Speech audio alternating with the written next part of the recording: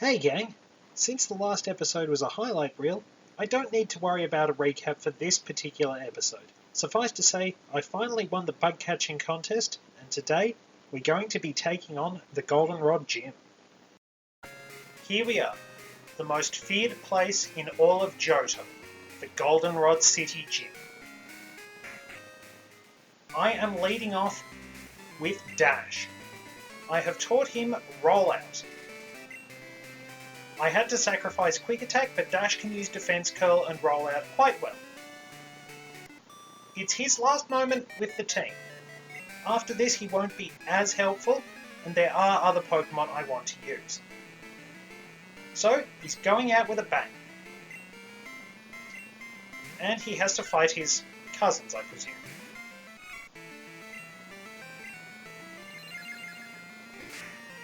Dash has some pretty good moves and can hit reasonably hard against the poor defences of the Pokemon in this gym. Most of them have pretty poor defence anyway. There are some strong opponents in here, but most of them are unevolved Pokemon. And he's ripping through them. He's going to give a good performance, ladies and gentlemen. I will keep him in the team, but ultimately he will be switched out in the end. He can't do much against Morton. Well, to be fair, I can use Rollout, so I'll see how he goes. I'll keep him in for as long as I can, I guess. But this is probably going to be his last moment in the sun, because I will be using other Pokemon along the way. And to be honest, Furret doesn't hold up that well in the end game. In later generations, it can, especially if you give it Shadow Claw. I have a Furret with Shadow Claw and it served me very well.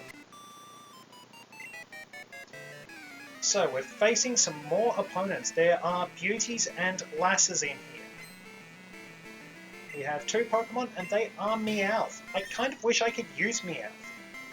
Generally, I've had the versions where Meowth isn't available. It's not great, but it's pretty decent, and on top of that, Payday is handy because then you're not going to run out of money.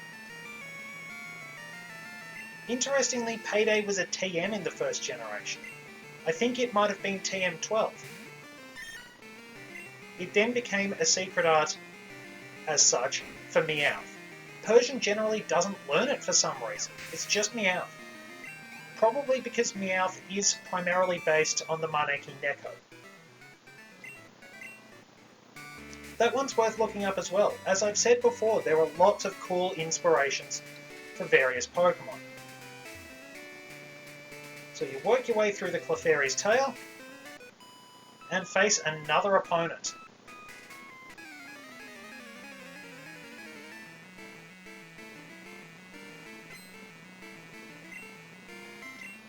And there's just Snubbull this time.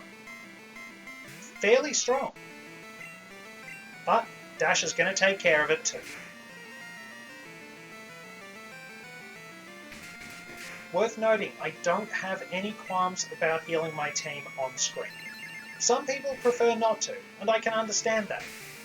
However, I just feel that it's not right to not take care of my team. If they're hurt, I'll look after them.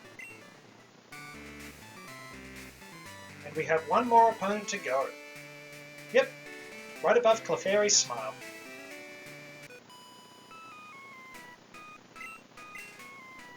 Well, a Pokemon can be cute if you think it is. I'm going to say that beauty is in the eye of the beholder.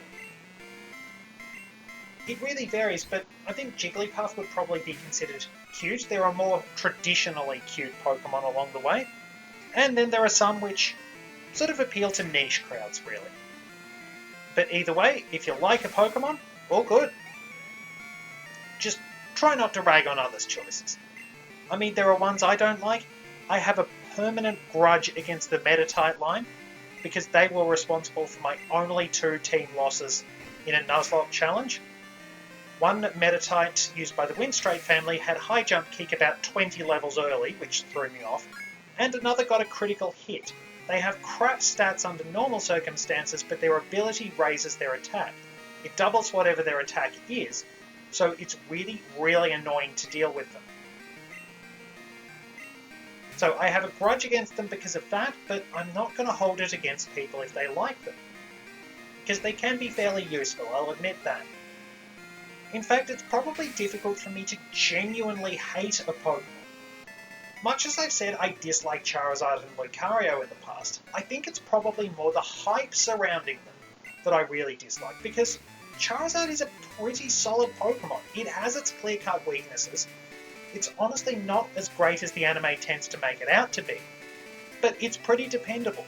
I think it probably could have done with just having Mega Charizard Y. That would have given it a nice niche. I think Mega Charizard X was a bit broken and shielded way too much.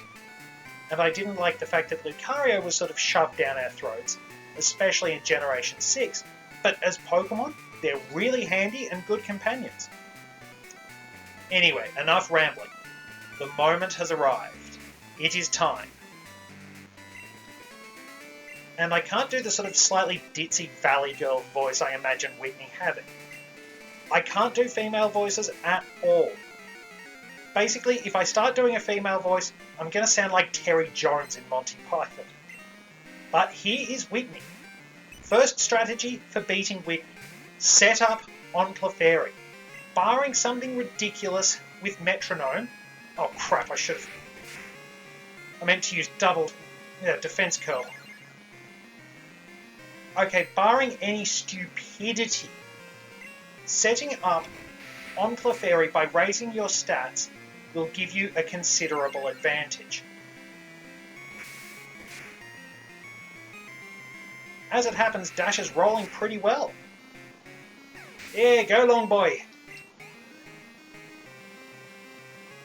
So that's the first strategy. But before I talk about the rest of them, it's time. The boss battle profile is ready.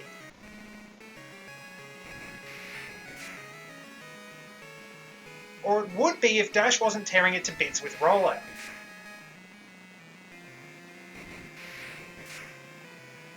Okay! Way to go!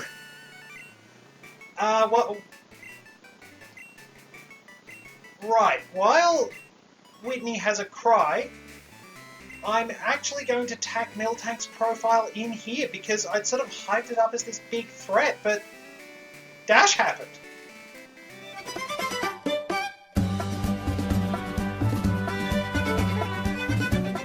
So, I was going to do a little piece before this talking up Miltank's fearsome reputation among the fandom, and just sort of playing on that. Unfortunately, it got run over by Dash before I could really do that, and it sort of threw me off. So anyway, here's a bit of information about Miltank. It's often played up as the female counterpart to Tauros, even though breeding them will always produce a Miltank egg. As its name suggests, Miltank is tanky. It has very high HP and good physical defense. Its special defense is middling, so you can try and hit this if you're battling Whitney's Miltank. It's actually pretty fast as well. One might not expect that from a cow, but Miltank does have some very good stats, which make it a difficult opponent. However, for a fully evolved Pokemon, its attack stat is only average at 80. This doesn't affect it a lot, as it's a more defensive and supporting Pokemon, backing up a team with moves like Milk Drink and Heal Bell. It can do a fair bit of damage, so a well-trained Miltank is a great ally and a fearsome opponent. Okay, so real talk, Miltank can be a threat. But if you set up on Clefairy by raising your defense or attack, if you lower its accuracy with moves like Smokescreen, Sand Attack, or even Mudslap, you'll reduce the damage Rollout can do because it will be more likely to miss. If you trade Drowsy for Machop, you'll be able to hit for super effective damage. Basically, Miltank exists to teach you about team construction and using different moves. It teaches you that you can't always get through with raw physical force, so if you use that bit of extra strategy, you'll be fine. She throws off first-time players, that much is true, but if you're a seasoned veteran, you can get past it. I still can't believe that mistake actually worked so well. But talk to her and she is still crying. And she has the guts to call us a meme. I mean, let's be honest, she has tormented so many people with that stupid Miltank, and yet she has the guts to start whinging and behaving like a little brat when she loses. I mean, it must have been so humiliating. Her hyped up Miltank utterly pulverized by Furret. And that is why I love Furret. All those videos about Furret walking somewhere, he is obviously on his way to destroy his enemies. I have never been prouder. I mean, I'm always proud of my Furret, but that is a real highlight. I can't believe that worked so well. I mean, if I'd used Defense Curl beforehand, those rollouts, double damage. I meant to because I wasn't sure how well it would do, but because it took so long to get past Clefairy, it took 3 hits. Dash was at full force, and bam, he just wasn't missing. Oh, we got a call from Arnie. And there's Yanma! Oh boy, this is getting better and better. Okay, I'm probably going to keep Torture at the front of the party.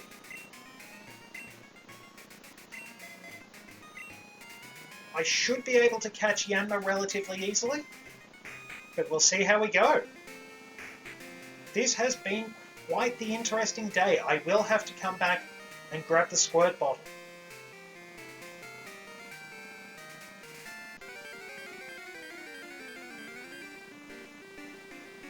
There we are, straight off the bat is Yanma. You know what, I'm going to throw in a little bonus information about Yanma, because I'm feeling good.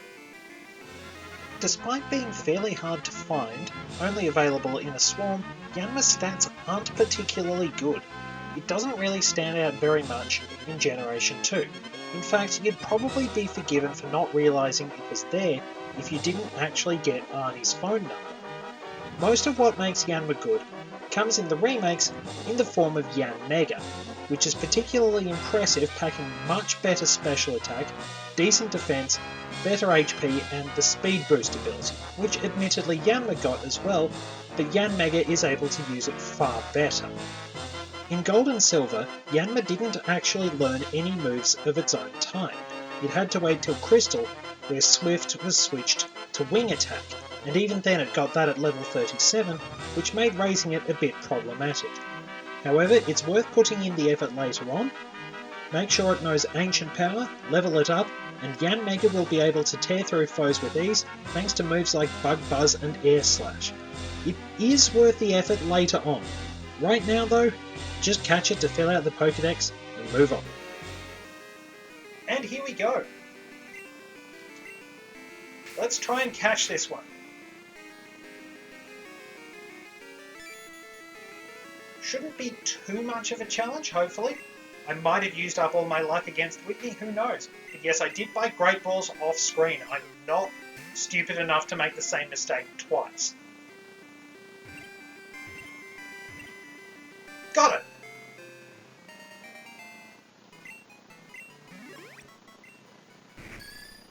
Yanma, the Clear Wing Pokemon. If it flaps its wings really fast, it can generate shockwaves that will shatter windows in the area. Unfortunately, it can't learn any Fire-type moves, or at least I thought it was unfortunate at the time, because I wanted to name it Dogadon after the Dragonfly boss in Donkey Kong 64. Dogadon is actually pretty hardy. He gets knocked into the lava several times by Diddy Kong, then again by Chunky, hit with explosive barrels each time and absolutely pummeled by Hunky Chunky. And despite all that, Dogadon is still able to drag himself back to K. Rool and report about what happened. It's really surprising given that Armadillo went down fairly easily. Mad Jack broke apart, but then again he was pretty heavily electrocuted, as was Puff Toss. I think that's the Pufferfish boss's name. And King Cutout was a giant cardboard cutout. The Dogadon is surprisingly tenacious, and to be honest, a fiery dragonfly does sound kinda cool. But let's wrap things up for this episode by heading out here and going into the flower shop. Talk to this lady, and she will acknowledge us. Damn right I'm better than Whitney. Dash was amazing. I'll buy some more Great Balls, and then we will be good to go. Because we are going to be catching Pseudo-Woodo, as well as heading through the national park. Well, I'm still a little speechless. I can't believe everything came together so well. It's been a pretty interesting episode, to be honest. Thank you very much for joining me. I hope you enjoyed that battle and probably wound up as surprised as I was. And I will see you in the next installment of our scenic tour through the Johto region, where we have an interesting little side quest to take on. Catch you then.